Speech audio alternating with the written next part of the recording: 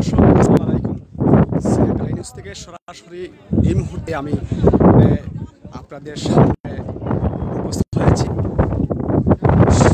সেজন্য আপনাদেরকে সবাইকে স্বাগত জানাচ্ছি। দর্শক, এই মুহূর্তে আপনারা জানেন আমি এই মুহূর্তে মক্কা থেকে সম্পৃক্ত রয়েছি। আপনাদেরকে আমি দেখানোর চেষ্টা করবো এখানে যেখানে এসেছি, এই আরাফাতের মাঠে এসেছি। এখানে আরাফাতের মাঠ থেকে আমাদের প্রিয় নবী সাল্লাল্লাহু আলাইহি সাল্লাম বিদায় হজের যে ভাষণটি দিয়েছিলেন, যেই জায়গায় দাঁড়িয়ে সেই জায়গাটিতে এখন আমি এসেছি। আমি আপনাদেরকে সিঁড়ি দেখানোর একটু চেষ্টা করেছি এবং সেখানে এসেছি। ভাগ্য হয়েছে আমার, যেহেতু এখন হজের হাজিরা আস্তে আস্তে মদিনার দিকে চলে যাচ্ছেন, কেউ দেশে চলে যাচ্ছেন, তাই জায়গাটি এখন আস্তে আস্তে ধীরে ধীরে জায়গাটি খালি হয়েছে। এর জন্য সুযোগ হয়েছে আসার। অনেক হাজিরা এসে এইখানে কিন্তু আবার নাও আসতে পারেন, কারণ এই জায়গায় আসতে হলে হজের সময় অনেক ঝামেলা থাকে এবং অনেক মানুষরা এখানে আসার চেষ্টা করলেও আসতে পারে না, কারণ এখানে দীর্ঘ সারি ঝামেলা থাকে। তো আমার আজকে সুযোগ হয়েছে, আমার বাংলাদেশি দুই ভাই এসেছেন এখানে, তাদেরকে সাথে নিয়ে আসার সুযোগ হয়েছে।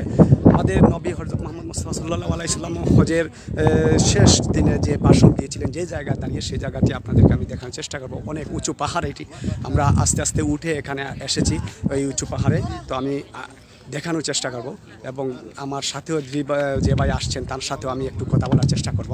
আমি আপনাদেরকে আগে একটু দেখাই যে এই জায়গায়, এই যে জায়গাটি দেখছেন, এই জায়গায় আমাদের প্রিয় নবী হযরত মুহাম্মদ মুস্তাফা সাল্লাল্লাহু আলাইহি সাল্লাম এখানে দাঁড়িয়ে বিদায় হজের দিন ভাষণ দিয়েছিলেন, শেষ ভাষণ।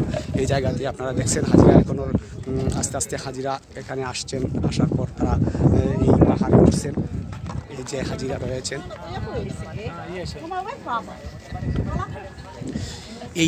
এই জায়গাটি হচ্ছে, এই যে আপনারা দেখছেন একটা মিনার রয়েছে এখানে। এই জায়গার মধ্যেই আমাদের প্রিয় নবী হযরত মুহাম্মদ মুস্তাফা সাল্লাল্লাহু আলাইহি সাল্লাম আমাদের প্রাণের, আমাদের জীবনের যে যাকে আমরা ভালোবাসি, যে নবীর জন্য এই দুনিয়া সৃষ্টি হয়েছে, সেই নবী এখানে দাঁড়িয়ে এই জায়গাতে দাঁড়িয়ে ভাষণ দিয়েছিলেন, শেষ ভাষণ। যেখানে এই উঁচু পাহাড়েই আমরা এখন উঠেছি। আমি আপনাদেরকে একটু নিচের দিক দিয়ে চেষ্টা করবো দেখানো। এই যে আমরা দেখুন, এইটা হচ্ছে এই অনেক উঁচু জায়গা। এই যে আমরা দেখুন একটু আরাফাতের মাঠ, এটি দিকে সামনে প্রচুর পাহাড়, উঁচা পাহাড় রয়েছে এবং এই সমস্ত এই দিক দিয়ে হচ্ছে আরাফাতের মাঠ। যেখানে না আসলেই সেই জায়গায় আসতে হবে, সব হাজিদের হজ করতে হবে। এই জায়গায় কিন্তু যে সময় চলে ঈদের আগে এই জায়গাতে হাজিদের পদ্মচারণায় মুখরিত থাকে এই আরাফাতের মাঠটি। তো এখন ধীরে ধীরে হাজিরা চলে গেছেন এবং আস্তে আস্তে যারা এখন দেখার সুযোগ পেয়েছেন সামনে এসে, যারা শেষ সময় আসেন তারা এখানে সুযোগ পান। কিছু হাজিরা রয়েছেন, এই যে আপনারা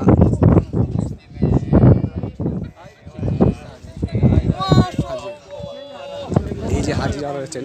আমি এই জায়গায় দাঁড়িয়েছিলেন নাকি? তো আমি এই মুহূর্তে আমাদের এক ভাই, যার সুবাদেই আমরা এখানে আসতে পারছি, সিলেট থেকে, কোন জায়গায় ভাই, সিলেট উপশহর থেকে ভাই আসছিলেন হজে। তো আজকে ওনার সাথেই আমরা এখানে আসার সুযোগ পেয়েছি এবং আমি জানতে চাইব, আসসালামু আলাইকুম, একটু তো আপনি হজে আসছেন? জি আলহামদুলিল্লাহ।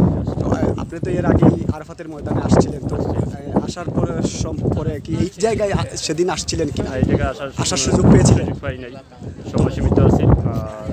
সেদিন ঝামেলা, মসজিদে নামাজ পড়িয়ে চলে গেছে, আমরা এখানে আসার সুযোগ হয় নাই। ঝামেলা ছিল খুব বেশি মানুষের, অনেকটা। তো এই জায়গায় আসতে পারে না। এই জায়গা তো হচ্ছে আমাদের নবী করিম সাল্লাল্লাহু আলাইহি ওয়াসাল্লাম শেষ এই ভাষণ দিয়েছিলেন, এই জায়গায় দাঁড়িয়ে। এই জায়গা থেকে তো আজকে আপনি আবার আসলেন কেন? আবার এখানে বিদায়ী ভাষণ দিয়েছেন যে এখানে এই জায়গাটা না দেখলে মনে হয় তৃপ্তি মিটতে না, এই জন্য আসা।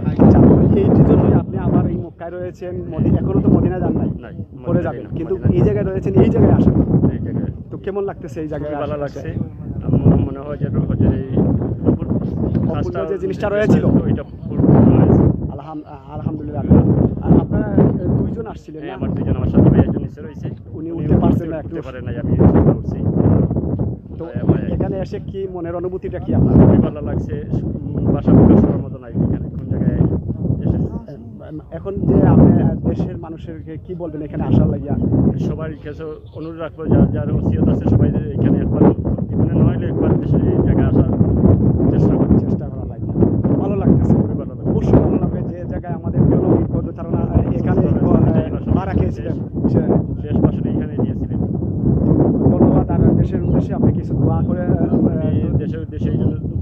করছি, আরও করবো যে যাদের দেশের পরিস্থিতি বন্যা, 1-2 নম্বর দেশের রাজ্যের পরিস্থিতি খুবই জটিল।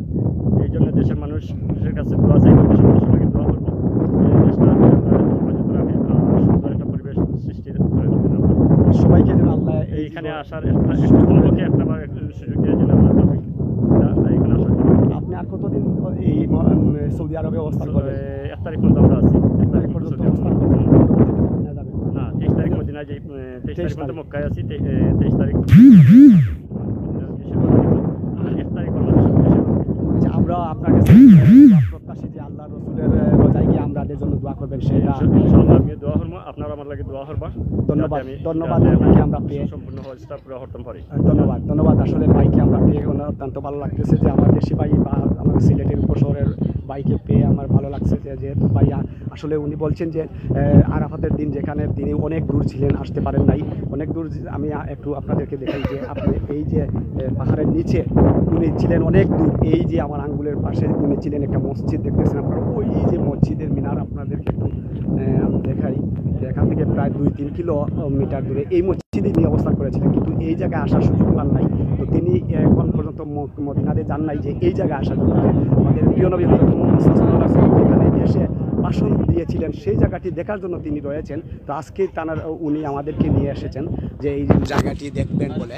তো আমিও আপনাদের এই সুযোগে একটু দেখানোর চেষ্টা করলাম যে আপনারা যে যার সামর্থ্য থাকে আপনারা যেন একবার হলেও আল্লাহর গড় এবং আল্লাহর রসুলের রোজা দেখার সুযোগ করে নিতে পারেন, এবং যাদের উপরে ফরজ হয়েছে তারা যেন আর বিলম্ব না করে আপনারা যতটুকু সম্ভব যে বেঁচে থাকা অবস্থায় আপনারা যেন, এবং সময় থাকা অবস্থায় যারা বয়স রয়েছে হজ করার মতো, যতটুকু সম্ভব মানে অল্প বয়সে আসলে অনেক ভালো হয়, কারণ উঁচু উঁচু পাহাড় এখানে উঠতে হলে অনেক শক্তির প্রয়োজন হয়। তাই যাতে আমরা বুড়ো সব বয়সে হজ করব এমনকি না ভেবে আমরা যেন বয়স থাকা অবস্থায় আল্লাহর গড় লাভ করতে পারি এবং আরাফাতের ময়দান, মদিনা, মক্কা সব দেখার সুযোগ করতে পারি, সেই পর্যন্ত সেটাই আমি দোয়া করছি। আর আপনারাও সেটাই করবেন, যাতে যার উপরে ফরজ হয়েছে তারা যেন বিলম্ব না করে তাড়াতাড়ি আল্লাহর রসুলের মাজার জিয়ারত এবং আল্লাহর পাক তওয়াফ করার সুযোগ করে নেন। আর আমি দোয়া করি যেন সবাই আপনাদের সবাইকে, আমরা সবাইকে আল্লাহ যেন কবুল করেন, আল্লাহ যেন করার সুযোগ করে দেন, আসার সুযোগ করে দেন, সেই দোয়াই আমি করি। আমাদের এই জায়গায় আমাদের প্রিয় নবী হযরত মুহাম্মদ মুস্তাফা সাল্লাল্লাহু আলাইহি সাল্লাম দাঁড়িয়ে ভাষণ দিয়েছিলেন শেষ হজের দিন, এবং সেই ভাষণে সারা মক্কা শহর নবীর ভাষণের কান্নাকাটি করেছেন। নবী যে ভাষণ দিয়ে বিদায় হজের ভাষণ এখান থেকেই দেওয়া হয়েছিল। তো দর্শক, আমি এই মুহূর্তে আপনাদের কাছ থেকে বিদায় নিতে হচ্ছে, কারণ অনেক আমাদের নিচে আরও একজন রয়েছেন, তারা অপেক্ষা করছেন। আমি শুধু এই উঁচু পাহাড়ে ওঠার সুযোগ হয়েছে, সেজন্য আমি আল্লাহর দরবারে আবারও শুকরিয়া আদায় করছি। আল্লাহ যেন আপনাদের সবাইকে সেই জায়গায় এসে আপনাদেরকে আল্লাহ কবুল করেন, যাতে সেই জায়গায় এসে দেখার সুযোগ করে দেন। আমাদের নবী যেখানে পা রেখেছিলেন, যেখানে দাঁড়িয়েছিলেন, সেই জায়গায় এই যে একটা পিলার রাখা হয়েছে, এই জায়গার মধ্যেই দাঁড়িয়ে নবীজি ভাষণ দিয়েছিলেন, এবং সেই জায়গায় যেন সবাই এসে একদিন এই জায়গা দেখতে পান এবং দোয়া করতে পারেন এই জায়গায় উঠে। এবং এই যে পাহাড়গুলো রয়েছে প্রচুর উপরে, এখানে প্রচুর উঁচু জায়গা এই জায়গাটি। তো আপনারা সবাই যেন একদিন সেখানে আসতে পারেন। সেই পর্যন্ত ভালো থাকবেন, সুস্থ থাকবেন। দোয়া করি আপনারা ভালো থাকেন এবং আমার জন্য দোয়া করবেন যেন ভালো থাকি, এবং বারবার যেন আমি এই জায়গায় আসতে পারি এবং মক্কায় বারবার যেন গিয়ে তওয়াফ করতে পারি। সেই পর্যন্ত ভালো থাকবেন, সুস্থ থাকবেন। আসসালামু আলাইকুম।